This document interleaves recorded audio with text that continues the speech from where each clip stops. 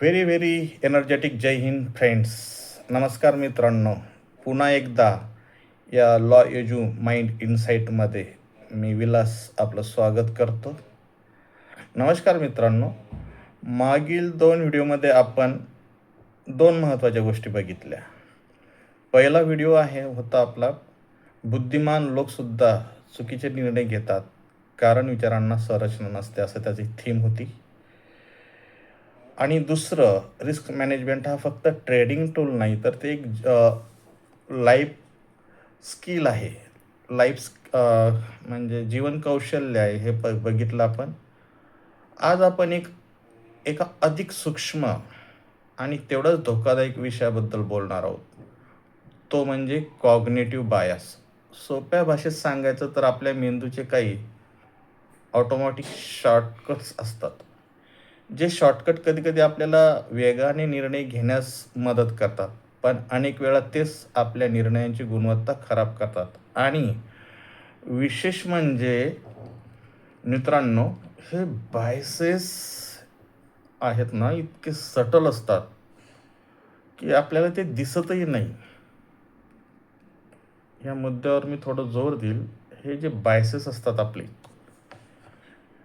इतके सटल असतात, इतके धूसर असतात की ते आपल्याला दिसतही नाही आणि जाणवत सुद्धा नाही. म्हणून मी त्यांना म्हणतो invisible enemies of intelligent people. Invisible enemies of intelligent people. मित्रांनो, आता प्रश्न पडतो, व्हॉट इज कॉग्निटिव्ह बायस?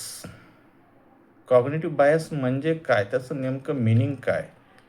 तर मित्रांनो, जेव्हा आपला मेंदू पूर्ण माहिती न तपासता, त्याचं ॲनालिसिस न करता, ऑथेंटिक सोर्सेस न घेता, त्याच्याविषयीचा डेटा, एखाद्या गोष्टीचा डेटा पूर्ण इंटरप्रेट न करता, पूर्वानुभव, प्रिकन्सेप्शन, प्री एक्सपिरियन्स, भावना, फिलिंग्स किंवा अंदाज, एक ओपिनियन, गेसिंग याच्या आधारावर निर्णय घेतात, तेव्हा ते कॉग्निटिव्ह बायस असतं. एक असं त्याला म्हणता येईल, आपण असं एक लिनियर पद्धतीने सांगतो. जेव्हा आपला मेंदू पूर्ण माहिती न तपासता पूर्वानुभव, भावना किंवा अंदाज यांच्या आधारावर निर्णय घेतो, तेव्हा त्याला कॉग्निटिव्ह बायस असे म्हणतात. तो कॉग्निटिव्ह बायस असतो. तो निर्णय फॅक्टवर आधारित नसतो, फॅक्ट बेस नसतो, तो कॉग्निटिव्ह बायस असतो. आपला मेंदू एनर्जी वाचवण्यासाठी शॉर्टकट्स वापरतो. म्हणून आपण अनेकदा पूर्ण विश्लेषण न करता निर्णय घेतो. उदाहरणार्थ, एखाद्या व्यक्तीबद्दल पहिल्या इम्प्रेशनवर विश्वास ठेवतो. त्याचं आउटफिट, म्हणजे त्याचा पोशाख, त्याचं बॉडी लँग्वेज याच्यावरून लगेच आपण इम्प्रेशन घेतो त्याचं, की हा असा असू शकतो का, तसा असू शकतो. ते चुकीचं असतं. बऱ्याच वेळा आपल्याला चुकीचं, एखाद्याच्या पोशाखावरून आपण त्याला जज करतो, एक ओपिनियन बनवतो. पण ते किती वेळा तरी आपण सरप्राईज होतो, की अरे हा असा तर नाही आहे, किंवा ही व्यक्ती अशी नाही आहे. तसंच मार्केटमध्ये बघा, एखाद्या गुंतवणुकीत आधी आपल्याला फायदा झाला, रँडम फायदा झाला, एक बायस बनून जातो. नंतर आपण त्याच्यावर ब्लाइंड विश्वास ठेवतो. ते सुद्धा या कॉग्निटिव्ह बायसमध्ये मोडतं. एखाद्या मताशी इमोशनल जोडल्या गेल्यामुळे दुसरी बाजू आपल्याला ऐकायलाच येत नाही. हे सर्व कॉग्निटिव्ह बायसचे उदाहरण आहे. एखाद्या मताशी आपण इमोशनली जोडलेलो असतो. कुठलीही गोष्ट, वस्तू, व्यक्तीशी आपण इमोशनली जोडल्या गेलो. समजा एखाद्या व्यक्तीविषयी आपण अफेक्शनेट आहोत, अफेक्टेड नाही म्हणतात, सॉरी, अफेक्शनेट आहोत. एक जिव्हाळ्याचं नातं आहे. त्या व्यक्तीविषयी आपल्याला फक्त पॉझिटिव्हच विचार करायची सवय लागते आणि पॉझिटिव्हच कळतं. त्याच्याशी कोणी निगेटिव्ह बोललं तर आपण फॅक्टवर विश्वास न ठेवता त्या फॅक्टला नाकारतो. हे सर्व कॉग्निटिव्ह बायसची उदाहरणं आहेत. आता इथे एक इंटरेस्टिंग गोष्ट अशी आहे मित्रांनो, आपल्याला वाटतं की जास्त बुद्धिमत्ता म्हणजे कमी चुका, पण काही वेळा उलट होतं. बुद्धिमान लोक कधी कधी बायसला जास्त बळी पडतात. का? कारण एक कारण आहे, they trust their thinking too much.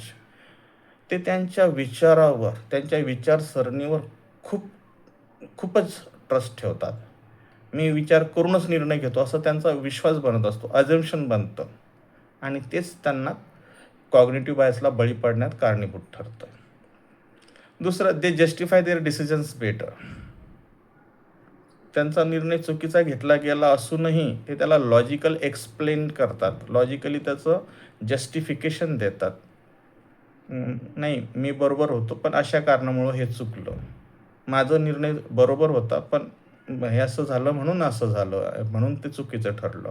असं ते लॉजिकल कुठून ना कुठून ओढून ताणून, बादरायण संबंध म्हणतात त्याला, ओढून ताणून ते लॉजिकल एक्सप्लेनेशन देतात त्यांच्या चुकीच्या निर्णयाचं.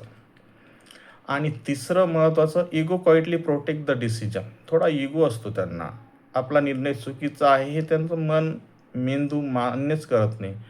म्हणून मित्रांनो, हा कॉग्निटिव्ह बायस हा फक्त अज्ञानाचा प्रश्न नाही, तो अवेअरनेसचा प्रश्न आहे.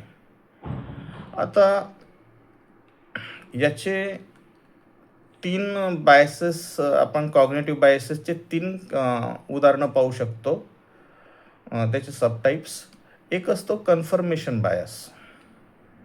हे बायस जे सांगणार 3 मी ते जास्त जनरली लोकांमध्ये दिसतात, बुद्धिमान लोकांमध्ये किंवा इतर लोकांमध्ये सुद्धा, ॲव्हरेज लोकांमध्ये. एक असतो कन्फर्मेशन बायस. एका गोष्टीविषयी, एका घटनेविषयी एक कन्फर्मेशन बनलेलं असतं, एक खात्री बनलेली असते. मग माणूस काय करतो, व्यक्ती काय करतो, त्याला सपोर्ट करणारी माहिती शोधतो आणि ते डिसिजन घेण्यासाठी तो त्या माहितीचा वापर करतो. आणि याच्यात एक महत्त्वाची गोष्ट मित्रांनो, विरोधी माहिती इग्नोर करतो. आता उदाहरण, जर एखाद्याला एखादा स्टॉक चांगला वाटत असेल तर तो त्या स्टॉकविषयी पॉझिटिव्ह न्यूजच शोधतो. सर्व काही पॉझिटिव्ह ॲनालिसिस करतो, पॉझिटिव्ह इंडिकेटर शोधतो आणि निगेटिव्ह डेटा जो असतो तो इग्नोर करतो. त्याला लक्ष दिलं तरी तो जाणीवपूर्वक त्याला इग्नोर करतो आणि पॉझिटिव्हच शोधतो. याला कन्फर्मेशन बायस असं म्हणता येईल. कोर्टरूममध्ये असंच होतं. आपल्याला आपली बाजू मजबूत वाटते म्हणून दुसऱ्याची आपण बाजूची ताकद कमी लेखतो. कोर्टरूममध्ये असं होतं की नाही, हे आपले स्ट्रॉंग पॉईंट्स आहेत, इथं मी हे आर्ग्युमेंट करेल, असं होईल तसं होईल. पण आपण समोरच्याच्या बायसनं किंवा समोरच्याच्या स्टँड पॉईंटनं विचारच करत नाही आणि त्याची बाजू कमी लेखतो. हे खूप घातक आहे as an advocate. Confirmation bias म्हणजे आपण सत्य शोधत नाही, तर आपापल्या मताला समर्थन शोधतो. जे आपलं मत बनले त्याचं समर्थन शोधतो आणि ज्या गोष्टी विरोधात घडतात, फॅक्ट असूनही त्याला आपण इग्नोर करतो. हे कन्फर्मेशन बायसचं उदाहरण आहे. नंतर बघा, लॉस अव्हर्जन बायस. मानवी मेंदू नुकसान टाळण्यासाठी खूप सेन्सिटिव्ह असतो. Loss अव्हर्जन bias. 100 रुपयाचा तोटा जितका वेदनादायक वाटतो तितका 100 रुपयाचा फायदा आनंद देत नाही. तोटा खूप वेदना देतो, फायदा तेवढा आनंद देत नाही. म्हणून लोक लॉस मेकिंग इन्व्हेस्टमेंट धरून ठेवतात आणि प्रॉफिट लवकर बुक करतात. जनरली आपल्याला असं आढळतं, इन्व्हेस्टर असो, ट्रेडर असो, लॉस खूप उशिरा बुक करतात. लॉस आवडतच नाही. नाही, आता हा प्रॉफिटमध्ये जाईल, आता हा प्रॉफिटमध्ये जाईल आणि असं करत करत चुकीचा निर्णय घेतला, तरी चुकीचा स्टॉक निवडला कन्फर्मेशन बायस घेऊन, तरी तो नाही आता प्रॉफिटमध्ये जाईल, आता जाईल. लॉस अवेअरनेस, लॉस लवकर बुकच करत नाहीत आणि छोटा लॉस अतिशय मोठा लॉसमध्ये कन्वर्ट होतो. स्टॉप लॉस न पाळणं किंवा वेळोवेळी स्टॉप लॉस डेंजर एंडला शिफ्ट करणं हे लॉस अव्हर्जन माइंडसेटचं लक्षण आहे. प्रॉफिट लवकर बुक करतो आणि नंतर कळतं की अरे आपण लवकर बुक केलं आणि स्टॉक तर खूपच आपल्या फेवरला गेला किंवा एखादा काय म्हणतात त्याला, इन्स्ट्रुमेंट म्हणा, निफ्टी, बँक निफ्टी वगैरे इंडेक्स आपल्या साईडला खूप गेले. हा जो लॉस अव्हर्जन बायस मार्केटमध्ये तर दिसतोच मित्रांनो, पण जीवनातही दिसतो. लोक चुकीच्या निर्णयाला चिकटून राहतात. कारण मी चुकलं हे मान्य करणं त्यांना कठीण जातं. नाही नाही, हेच बरोबर आहे, आज न उद्या ते व्यवस्थितच होईल. नाही नाही, हेच बरोबर आहे, हेच बरोबर आहे, ते आज न उद्या व्यवस्थित होईल आणि पूर्ण जीवनच त्या चुकीच्या निर्णयाला ते चिटकून राहतात. आणि तिसरा ओव्हर कॉन्फिडन्स बायस. जेव्हा काही निर्णय बरोबर ठरतात, आपले निर्णय बरोबर ठरतात, साहजिकच कॉन्फिडन्स बूस्ट होतो. पण एक सटल अशी बाउंड्री असते, धूसर अशी बाउंड्री असते. तो कॉन्फिडन्स जस्टिफाईड आहे की नाही, त्याच्यावरून ठरतो तो कॉन्फिडन्स ओव्हर कॉन्फिडन्स आहे की ॲप्रोप्रिएट कॉन्फिडन्स आहे. तेव्हा आपण रिस्क कमी समजतो. जेव्हा कॉन्फिडन्स येतो तेव्हा रिस्क इग्नोर करतो. यामुळे मार्केटमध्ये ओव्हर ट्रेडिंग, जीवनामध्ये ओव्हर कमिटमेंट, ओव्हर एक्सपान्शन होऊ शकते. कॉन्फिडन्स चांगला असतो, पण अनचेक्ड कॉन्फिडन्स हा धोकादायक असतो. कॉन्फिडन्सला चेक अँड बॅलन्स ठेवलं पाहिजे. आता मग कॉग्निटिव्ह बायस बघितलं आपण.